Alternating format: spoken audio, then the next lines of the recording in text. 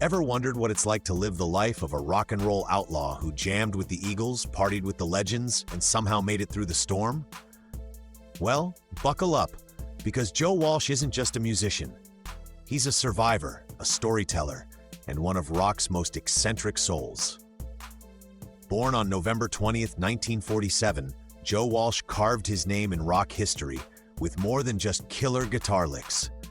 He first stirred the scene with James Gang in the late 60s, a trio that unleashed gritty riffs like Funk Humber 49. But he didn't stop there. He went solo, dropped hits like Rocky Mountain Way, and then stepped into global superstardom when he joined the Eagles in 1975, just in time to fuel the fire on their Hotel California album. That guitar duel you hear on the title track? That's Joe. But behind the swagger and sunglasses was a man both brilliant and broken. His life has been a whirlwind of chart-topping success, failed marriages, epic parties, and dark spirals. Joe has been in 5 bands over his long career: the Measles, James Gang, Barnstorm, the Eagles, and Ringo Starr's all-star band. Each one gave him a new stage, a new sound, and sometimes new scars. Now, when it comes to lifestyle, Joe's blend of rock royalty and reformed wild man is hard to match. He owns multiple properties, but his most talked about home is a sprawling estate in Beverly Hills, surrounded by tall hedges, gardens, and sitting on over 3 acres of land. Inside, it's classic Walsh. Vintage guitars on the wall, recording gear in the study, and a mix of serenity and psychedelic charm.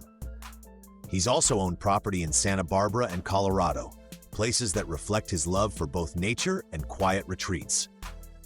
Joe's hobbies are as eclectic as his solos. He's a train enthusiast, collects vintage gear, and has a sharp sense of humor. He's known to dive deep into sci-fi, and his fascination with gadgets borders on obsession. One minute he's restoring antique amplifiers, the next he's riffing about aliens on a podcast. His personal life, though, has been anything but quiet. Joe has been married 5 times. He's currently married to Marjorie Bach, sister of Barbara Bach, Ringo Starr's wife. It's a rock and roll family affair. Joe has 4 children in total, although one of his daughters, Emma, tragically died in a car accident when she was just 3 years old. That loss left a scar on his soul and became a quiet turning point in his life. Addiction once ruled him. For decades, Joe battled alcohol and drug abuse so publicly that it became part of his image. Cocaine, vodka, and chaos were constant companions. But after hitting rock bottom in the 90s, he got sober, and he's been clean for over 2 decades. It's something he speaks about with clarity, humility, and even humor. He once joked that getting sober made everything weird, like feelings. Scandals? They came and went. Joe was known for wrecking hotel rooms, disappearing before shows, and even running for president in 1980 as a prank campaign with the slogan, "Free gas for everyone." He was the lovable chaos agent of the music world, never cruel, just completely unpredictable. Money has flowed in waves. At his peak, his net worth soared thanks to the Eagles' massive global tours, solo work, and royalties from hits played daily across radio stations worldwide. Today, his estimated net worth hovers around $75 million, though there were years when legal battles, divorces, and his own habits took chunks out of it. The 1994 Eagles reunion tour, Hell Freezes Over, brought his finances roaring back. Since then, he's toured steadily, made cameos, and earned well from songwriting royalties. At 76, Joe Walsh lives differently now. He's calm, centered, grateful.